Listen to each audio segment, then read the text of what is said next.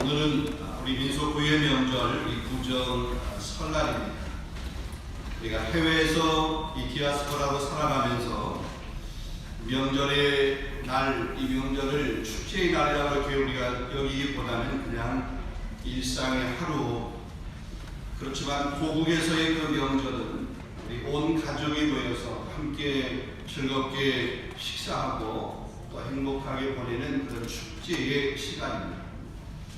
우리 해외에 살면서 고국에 연락하는 것들이 쉽지 않은데 특별히 오늘 고국에 계신 부모님 또 형제들에게 안부 인사 꼭 드리셨나요? 네. 아직 안 드셨으면 예배 마치고 돌아가서라도 꼭 드릴 수 있기를 원합니다. 우리 명절 인사와 함께 보내온 좋은 시가 있어서 먼저 그 시를 하나 이렇게 소개하고 말씀을 전하도록 하겠습니다. 꽃에 꿀이 없으면 벌이 찾아오지 않는 것처럼 사람에게 따뜻함이 없으면 사람이 찾아오지 않게 됩니다. 꽃에 향기가 없으면 나비가 날아들지 않는 것처럼 사람에게 사랑이 없으면 머물러 있는 사람이 없습니다. 꽃이 시들어버리면 벌과 나비가 떠나가는 것처럼 사람의 마음이 적막하면 사람이 떠나가게 됩니다. 항상 시들지 않고 꿀이 듬뿍 고여있고 향기가 나는 꽃처럼 살아가면 좋겠습니다. 강은 자신의 물을 마시지 않고 나무는 자신의 열매를 먹지 않으며 태양은 스스로를 비추지 않고 꽃은 자신을 위해 향기를 퍼뜨리지도 않습니다. 남을 위해 사는 것이 자연의 법칙입니다. 우리 모두는 서로를 돕기 위해 태어났습니다. 아무리 어렵더라도요. 인생은 당신이 행복할 때 좋습니다. 그러나 더 좋은 것은 당신 때문에 다른 사람이 행복할 때입니다. 한평생 수많은 날들을 살아가면서 아마도 그런 사람 만나긴 그리 쉽지 않을 것입니다. 택시 하나를 놓치면 다음 차를 기다릴 수 있지만 사람 하나 한 번 놓치면 그런 사람 다시 얻기 쉽지 않을 것입니다. 좋은 사람은 좋은 사람을 만나고 따뜻한 사람은 따뜻한 사람을 만나게 됩니다. 명절 인사와 함께 보내온 이 시 한 편이 말씀을 준비하는 저에게 큰 울림을 주었습니다. 사람에게 향기가 없으면, 꽃에게 향기가 없으면 나비가 떠나가는 것처럼 우리 사람에게도 사람으로서의 향기, 인간미라고 하는 것이 사라지게 되면 사람이 떠나가게 됩니다. 교회 공동체도 역시 마찬가지일 것입니다. 하나님의 사람의 삶도 역시 마찬가지일 것입니다. 우리가 그리스도인일진데 우리 안에서 예수 향기가 나타나지 않고 예수 향기가 멈춰진다면 우리 주변에 우리를 통해서 나를 통해서 예수 믿으려고 하는 사람, 아니 우리 공동체 안에 예수님은 안 계시고 떠나가게 됩니다.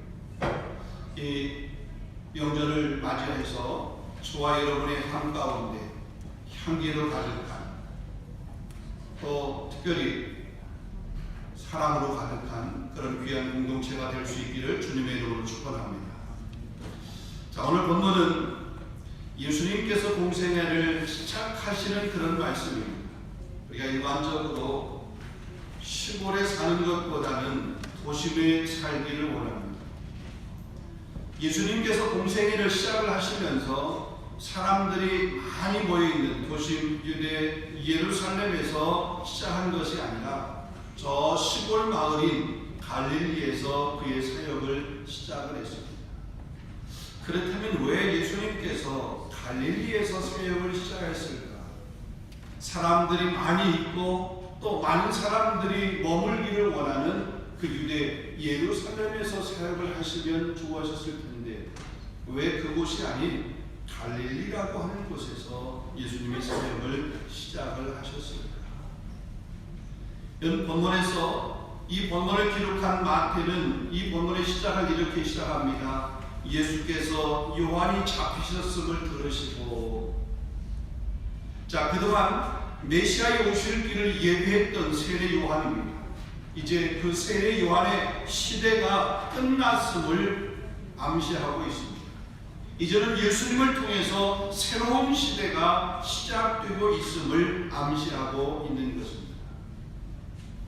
예수님은 이 새로운 시대를 열어가면서 유대 예루살렘에서 예루살렘으로 가지 않고 갈릴리로 가셨습니다. 갈릴리 나사렛에서 잠시 머무시다가 다시 저 스불론과 납달리 지역 해변에 있는 가버나움에 가서 거기서 사셨습니다. 예수님께서 갈릴리로 가셨다가 가버나움에 사시게 된 것, 오늘 마태는 그것이 구약 성경의 성취다라고 그렇게 언급하고 있습니다. 여러분, 이사야서 9장 1절 말씀을 보면 전에 고통받던 자들에게는 흑암이 없으리로다. 옛적에는 여호와께서 스불론 땅과 납달리 땅이 멸시를 당한다 하였더니 후에는 해변길과 요단 저쪽 이방의 갈릴리를 영화롭게 하셨느니라. 자, 마태는 이 이사야의 말씀이 성취된 것으로 보았습니다. 그래서 오늘 본문 14절에서 16절 말씀에 보면 마태는 다음과 같이 기록하고 있습니다. 이는 선지자 이사야를 통하여서 하신 말씀을 이루려 하심이라. 일러스되 스불론 땅과 납달리 땅과 요단강 저편 해변길과 이방의 갈릴리여, 흑암에 앉은 백성이 큰 빛을 보았고 사망의 땅과 그늘에 앉은 자들에게 빛이 비추었도다 하였느니라.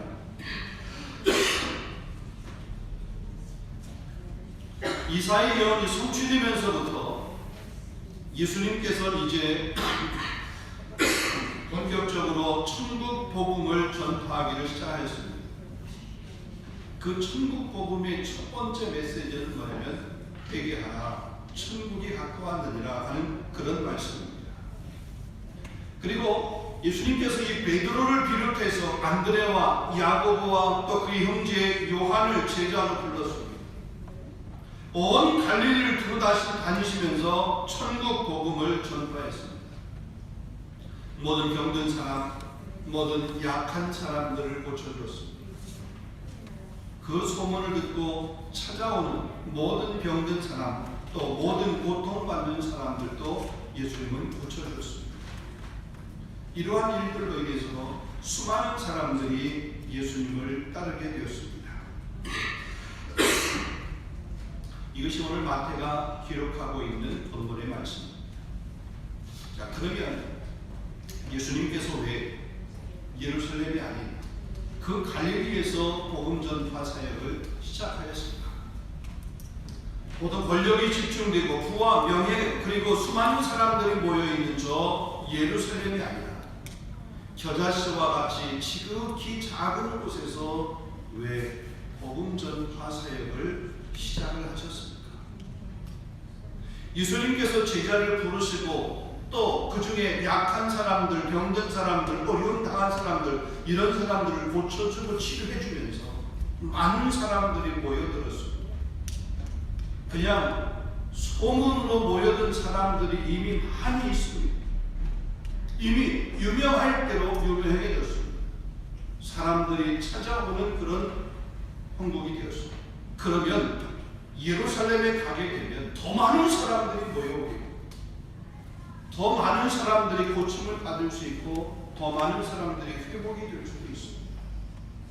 그런데 그런 도심, 그런 유대 예루살렘을 마다하고 왜 예수님은 저 갈릴리 그 시골 동네, 그 동네에서 복음 전파 사역을 시작하셨습니까? 여러분, 그곳에는 상대적으로 소외되고 편견으로 차별받는 그 이방인과 같은 사람들이 많이 있었기 때문인 것입니다. 어두운 가운데서 희망을 잃은 백성들에게 구원의 기쁜 소식을 전해주시려고 이방인의 땅인 그 갈릴리에서 예수님은 사역을 시작하셨다라고 우리는 그렇게 볼 수 있습니다. 여러분, 이사야서 61장 1절을 보게 되면 주 여호와의 영이 내게 내리셨으니 이는 여호와께서 내게 기름을 부으사 가난한 자에게 아름다운 소식을 전하게 하려 하시고 나를 보내사 마음이 상한 자를 고치며 포로된 자에게 자유를, 갇힌 자에게 노임을 선포하며 그랬습니다. 하나님은 메시아를 가난한 자들에게 보내실 것을 말씀하신 거죠. 여기서 가난한 자라고 하는 것은 마음이 상한 자를 가리킵니다. 가난한 자는 포로된 자를 가리킵니다.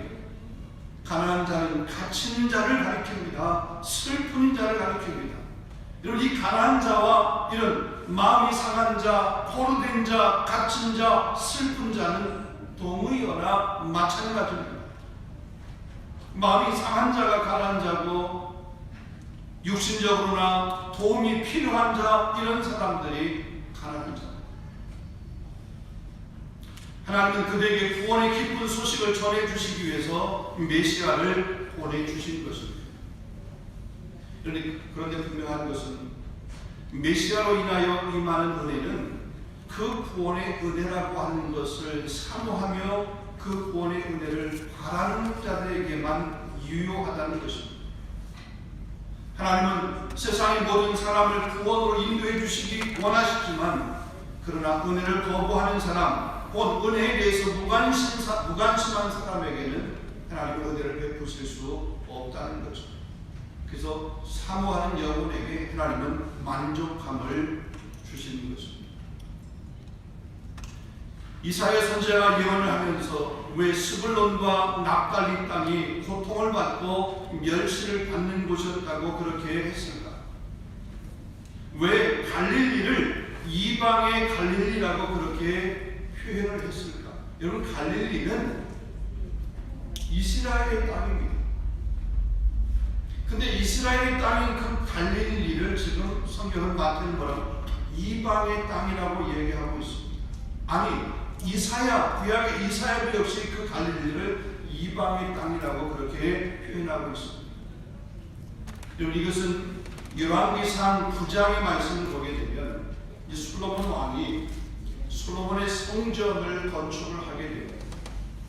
여러분, 성전을 건축을 하려고 하다 보면 거기에 필요한 재료들이 참 많이 필요하잖아요. 솔로몬 성전을 지으면서 이 히랍 왕에게 백향목과 잣나무와 금 등 좋은 목재를 제공을 받았습니다. 그래서 그것을 받은 대신에 대가로 뭐냐면 땅을 한 20도시 정도, 20곳 정도 그렇게 주게 되었습니다. 처음부터 그 20곳을 떼어준 것이 아니겠죠. 성전을 짓는데 재료를 받으면서 한 번 받을 때마다 조금씩 떼어주고 한 번 받을 때마다 조금씩 떼어주고 그러다 보니까 어느덧 20성읍이 되게 된 것입니다. 이 솔로몬이 준 땅, 근데 이 솔로몬이 준 땅에 대해서 이 히랍 왕이 뭐라고 얘기했냐면 그 땅에 대해서 좋지 않게 생각을 했습니다. 왜냐하면 그 땅이 결코 그렇게 좋은 땅이 아니에요. 그래서 그 땅을 메마른 땅, 혹은 그 땅을 쓸모없는 땅, 그래서 이 히람의 왕이 그 땅을 가볼 땅이다. 가볼 땅. 가볼 땅이라고 하는 그 의미는 쓸모없는 땅, 버려진 땅, 좋지 않은 땅, 이런 의미를 갖고 있습니다. 그러기에 그 땅은 별로 좋지 않은 땅입니다. 그 지역은 별로 좋은 지역이 아닙니다. 이 갈릴리라고 하는 그 지역이 결코 좋은 지역이 아니에요. 뿐만 아니라 아수르가 이스라엘을 침공하게 될 때에 가장 먼저 포로로 잡아갔던 그런 사람들이 갈릴리 사람들이었습니다. 그래서 그 갈릴리는 이 이스라엘 안에 있지만 결코 유대적이지 않은 그런 이방과 같은 그런 땅이었습니다. 자, 그런데 이사야 선지자는 그렇게 고통을 당하고 메마르고 쓸모없는 그 땅을 여호와께서 영화롭게 하시겠다고 그렇게 예언을 한 것입니다. 이 이사야의 예언처럼 예수님은 그 쓸모없는 메마른 땅, 어쩌면 가장 유대적이지 않은 이스라엘의 그 한 땅, 그 갈릴리에 예수님이 오신 것. 아니, 예수님께서 그곳에서 복음 전파의 사역을 시작하신 놀랍지 않습니까? 이 사회가 예언한 것이 그대로 이루어지게 됩니다. 그곳에 예수님께서 복음 전파의 사역을 시작하신다고 하는 이 하나님의 놀라운 섭리. 예수님은 많은 사람들이 주목하고 있는 곳에서 복음 전파의 사역을 시작하지 않았습니다. 전통과 역사와 권력자들이 모여있는 그 예루살렘에서 복음 전파의 사역을 시작하지 않았습니다. 소외당하고 가난하고 고통 중에 있는 사람들, 혈통적으로 종교적으로 전혀 유대적이지 못한 이방인 땅 그 갈릴리에서 복음의 역사를 시작하였습니다. 여러분, 우리나라 말에 말은 나면 제주도로 보내고 사람은 나면 서울로 보내라고 하는 그런 말이 있습니다. 망아지는 말의 고장인 제주도에서 길러야 하고 사람은 어릴 때부터 서울로 보내어서 공부를 하게 해야 잘 될 수 있다라고 하는 그런 말입니다. 물론 이 말이 꼭 맞는 것은 아니지만 그렇다고 해서 그 말이 꼭 틀린 말도 아닙니다. 이런 도심에서 온갖 혜택을 다 누릴 수 있는 곳에서 온 교통과 행정이 집중되어 있고 모든 인프라가 다 갖춰 있는 곳에서 생활하는 것이 훨씬 더 폼나고 편리한 것은 사실입니다. 그런데 예수님은 그렇게 폼나는 곳, 예수님은 그렇게 편리한 곳, 그런 곳에서 사역을 시작하지 않으셨다는 거죠. 오히려 소외당한 지역, 주목받지 못한 지역, 배제된 지역, 사람 대접을 받지 못하는 그런 지역에서 사역을 시작해야 합니다. 그러한 곳에서 사는 사람들을 사람답게 대접해 주신 것이 바로 예수님이십니다. 여러분, 이 말씀을 통해서 무엇을 깨달을 수 있을까요? 우리가 이 말씀을 통해서 우리가 실천해야 될 윤리적 규범들은 무엇일까요? 우리의 관심, 우리의 마음을 두어야 될, 나누어야 될 곳은 어디인지를 우리가 한번 생각을 하게 합니다. 아무리 메마르고 척박하고 쓸모없는 이방의 땅이라 할지라도 그곳에 복음이 들어가게 되면 새로운 땅으로 기경되는 줄로 믿습니다. 주님의 마음이 머물러 있는 곳, 그곳은 때로 메마르고 척박한 곳이라 할지라도 주님의 마음이 머물러 있는 그 땅이 주님의 복음이 들어가는 그 상황과 함께 새롭게 변화되어 가는 줄로 믿으시기를 바랍니다. 여러분, 창세기 13장의 말씀을 보면 아브라함과 조카 롯이 이제 서로 헤어지는 그런 장면이 기록이 되어 있습니다. 아브라함이 그 조카 롯에게 얘기합니다. 네가 좌하면 내가 우하고 네가 우하면 내가 좌하겠다. 이에 롯이 눈을 들어서 요단 지역을 바라보게 됩니다. 저 멀리 소알이라고 하는 그런 땅까지 바라보게 됩니다. 온 땅에 물이 넉넉하게 보였습니다. 마치 여호와의 물된 동산 같았습니다. 저 애굽 땅 같았습니다. 기름진 땅, 물과 초목이 무성한 땅. 그래서 이 롯이 그 땅을 선택했습니다. 그가 선택한 땅은 소돔과 고모라가 있는 그 땅이었습니다. 반면에 아브라함은 척박하고 거친 땅, 황무지 같은 저 헤브론의 땅을 선택을 하게 되었습니다. 그런데 롯이 선택했던 그 기름지고 물과 초목으로 가득했던 그 소돔과 고모라는 멸망하고 말았습니다. 반면에 아브라함이 선택했던 그 헤브론 땅은 젖과 꿀이 흐르는 땅으로 바꾸게 된 것을 볼 수가 있습니다. 우리가 때로 권력의 중심에서 복음의 가치를 드러내며 혹은 낮은 자의 자세를 갖고 겸손하게 그리스도인다운 삶을 살아내는 것도 참 중요합니다. 그러니까 그것도 필요합니다. 그렇게 하기 위해서 때로 우리는 열심히 살아야 됩니다. 치열하게 싸워야 하는 이 경쟁 사회 가운데서 우리는 또 당당하게 승리해야 됩니다. 세상의 아웃사이더가 아닌 그냥 메인스트림에 들어가서 세상에서도 당당하게 그렇게 성공해야 됩니다. 그런 후에 그곳에서 그리스도의 향기를 나타내는 그런 모습을 우리가 또한 마땅히 보여야 됩니다.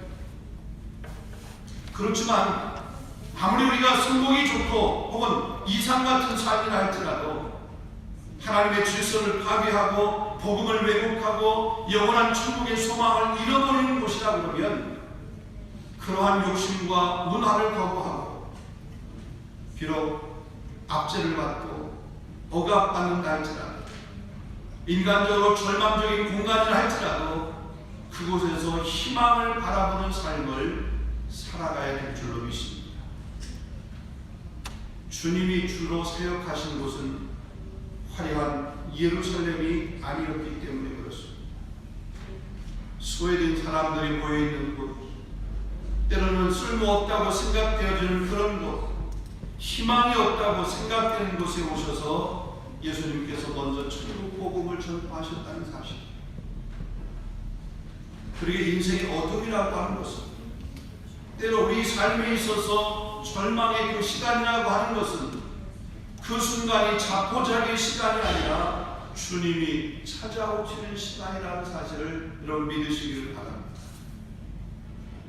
애굽의 이스라엘 백성들을 한번 보십시오.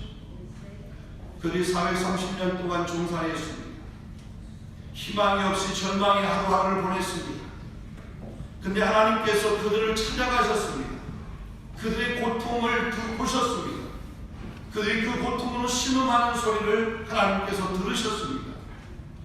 그래서 하나님의 사람, 하나님의 대행자인 모세를 보내셔서 그들을 구원하셨습니다. 이것이 위대한 복음의 능력입니다.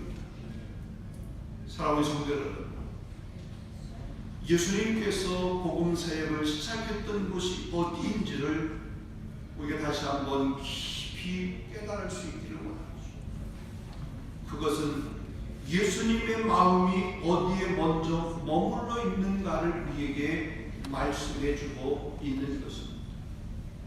오늘 그리스도의 이 땅을 살아가면서 우리가 어떤 마음을 가지고 살아가야 되느냐를 우리에게 교훈해 주고 있는 것입니다. 우리 교회가 어느 곳에 사역을 먼저 집중해야 되느냐라고 하는 것을 가르쳐주는 그런 메시지입니다.